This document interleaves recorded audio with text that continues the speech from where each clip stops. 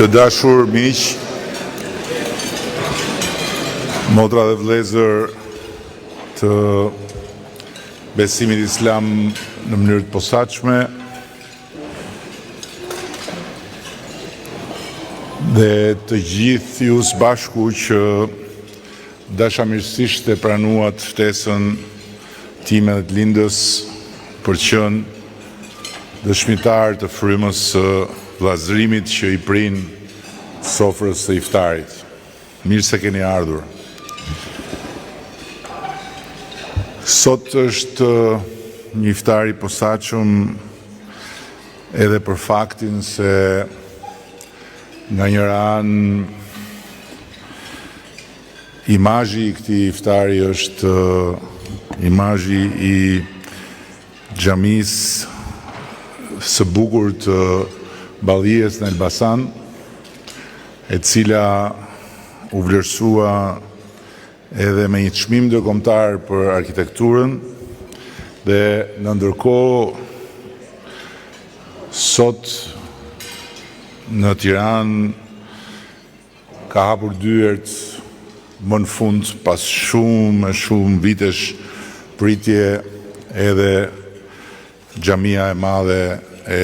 Namazgjas. Kjo sofër tradicionale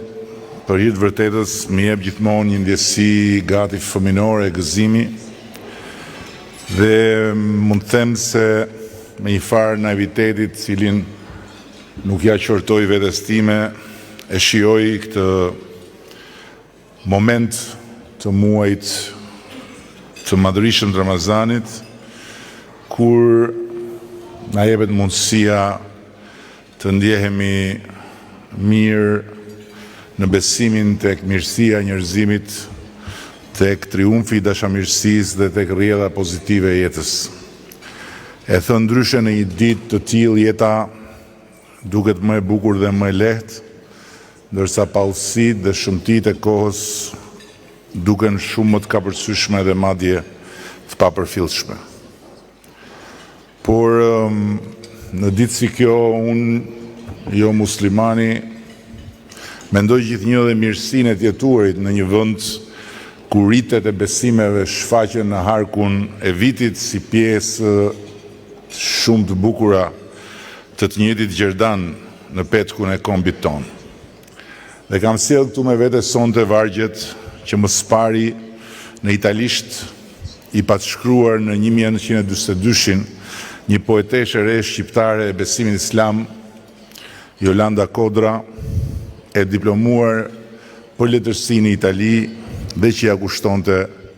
Shqipnisë. Vargje më pas të përkthyera në shqipen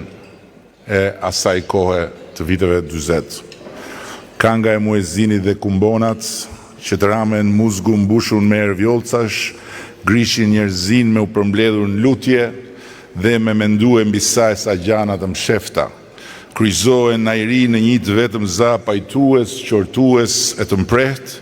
që mbi flatrat fest në alësohet dhe përshpirtnisht lëkundet mbi kryeqytet. Dhe ndërkohë që politika dhe andrallat e tjera të jetës profane si kudo tjetër dhe në vendin tonë anojnë nga tensionimi mes shoqërit, momentet si ky janë esolluese për njerëzit, dhe me përullësinë e të qenit të barabartë përpara befasisë së vdekjes dhe kudo gjendjes së Zotit jetës, të bëjnë duash që të jetë gjithmonë kështu, mes njëri tjetrit, fqinjit me fqinjin, shqiptarit me shqiptarin. Ta dini se në çdo plaçk që do të keni mbledhur e pesta i përket Allahut, të dërguarit të Tij, të afërmve, jetimëve, të vobektve, udhëtarëve në nevojë. Kjo e pesta është plaçka e luftës së madhe, jo atyre farsave xhihadiste të luftrave, nga fantazmat e cilave dridhen edhe disa intelektuali thënçin, qoftë këtu në mesnesh, qoftë në për Europë dhe gjetk. Tipa nga ata që, si shkruan të 80 kuzur vitën parë një dietar musliman shqiptar, nuk duan të dallojnë mes fesë dhe atij që e praktikon. Gjëra që herë shkojnë dakord, por herë dhe nuk pajtojnë. Sistemi mund të jetë i mirë, por pranuesi i këtij sistemi nganjëherë nuk vepron ashtu siç e këshillon sistemi i pranuar, dhe pra është i keq. Gjithashtu nganjëherë ndodhe kundërta.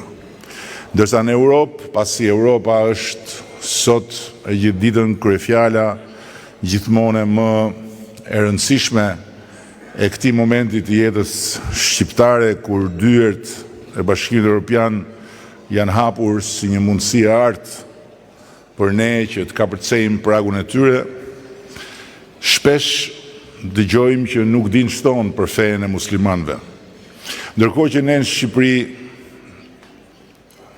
e dim se për çfarë flasim. E pesta është pengu i shpirtit pastër që i detyrohemi fuqisë krijuese dhe jetëdhënëse, është fria që i kushtohet asaj fuqie. Tamam në çastin që përtypim kafshatën e parë të iftarit, pas një dite kushtuar njerëzve, kushtuar familjes, komunitetit dhe atë dheut. Kuptohet më mirë kjo që po dua të them në fjalët e tesfirit Kuranit që rrjedhi nga pena e të madhit Haki Sharofi.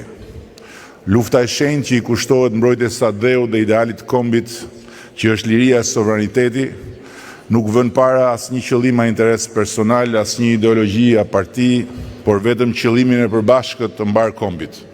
Me këtë mënyrë fitohet dhe liria e shenjtë për me ndjek pa pengim rrugën e Zotit, ushtrimin e fesë së lartë. E pesta, shpirtërorja e vërteta, sakrifica, veprimi i vetëdijshëm në shërbim të bashkësisë dhe të interesave të saj eprore, është pikërisht plaçka që fitohet me mund dhe me djers nga kjo luftë e shenjtë në llogarit e cilës për vëllezërit tanë, për fëmijët tanë, për Shqipërinë tonë, duhet rreshtohemi pa dallim dhe pa ndërdyshje. Është interesi i pror i këtij vendi për të marrë atë që i takon prej qindra vitesh, të drejtën për të banuar në çatinë e shtëpisë ku ky komb ka themelet si pjesë e bashkësisë europiane dhe që prej dekadash tëra njihet me emrin Bashkimi Evropian. Megjithëse për pak vite Bashkimi Evropian do të ketë rreth 60 milion musliman si shtetas të tijët, megjithëse në Francë, Gjermani, Britani dhe ca më shumë në Zvicër dhe ndonjë vend tjetër, popullsia e besimit musliman është disa fish më e lartë se numri total i muslimanëve shqiptarë në Ballkan, dhe megjithëse për ne, Shqipërinë e vogël, ky i shumicës muslimane nuk duket të jetë problem përveç se për disa idiot tek tuk në për Europë, unë dua ta ndaj këtu me ju sonte bindjen time se muslimanët e Shqipërisë jo që nuk janë problem, po janë një vlerë e shtuar e qenies son një vend i denj për të qenë antarët më të rinj të Bashkimit Evropian.